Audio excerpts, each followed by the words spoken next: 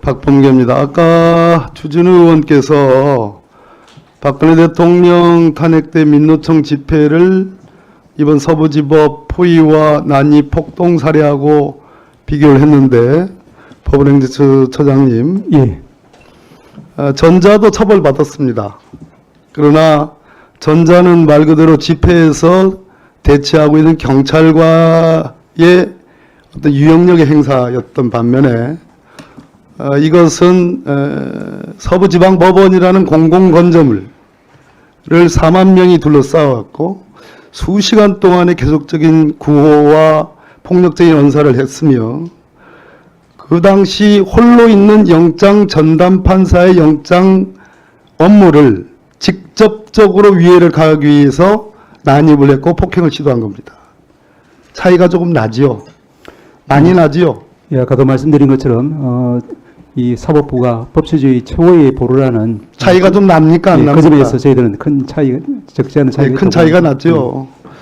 김성우 차관. 네.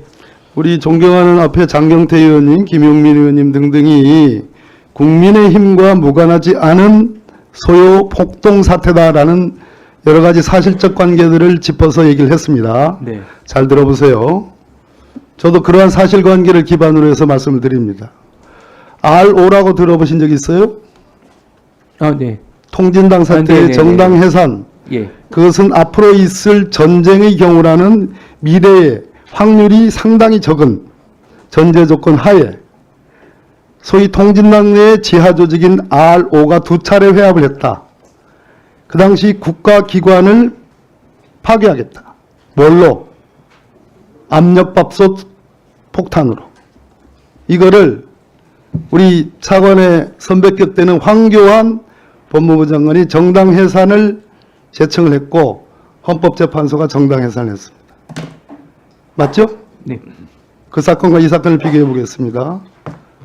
소요죄란 형법 교과서에 위헌범으로 나와 있습니다. 네네. 결과가 발생이 필요하잖아요. 네. 처장님, 예. 소위 한 지방의 평온을 해야 할 정도의 위헌만 야기했습니까? 아니면 실제로 서부지방법원의 재판 업무의 기능에 훼손을 가했습니까?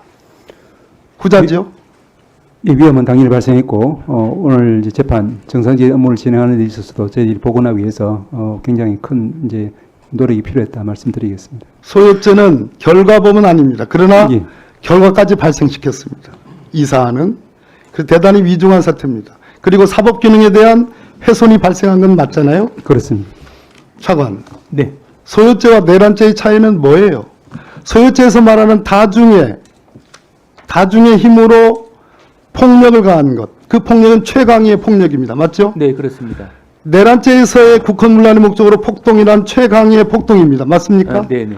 국가 기능이 훼손됐다고 지금 저 법원 행정처장이 말씀하셨습니다. 동의하지요? 국가 기능, 사법 기능이 훼손됐습니다. 네. 맞지요? 네, 일부 통솔 체계가 있느냐 없느냐만 차이가 납니다. 네. 내란죄는 통솔 체계가 있는 경우에 발생하는 성립되는 범죄입니다. 네. 자, 통솔 체계. 우리 장경태 의원님이나 김용민 의원님이나 여타 민주당의 의원님들이 전제했던 국민의힘과의 관계, 전광훈 목사와의 관계, 권성동 원내대표가 했던 발언, 국민의힘의 수석 대변인의 논평, 윤상현 의원의 발언, 김민전 의원의 백골단 안내 발언, 그리고 전광훈 목사가 더 나아가서 이 서부지방법원 앞에서 오후에 서울구치소로 가서 윤석열 대통령을 구출해오자라는 발언, 그리고 이 PPT 한번 보십시오.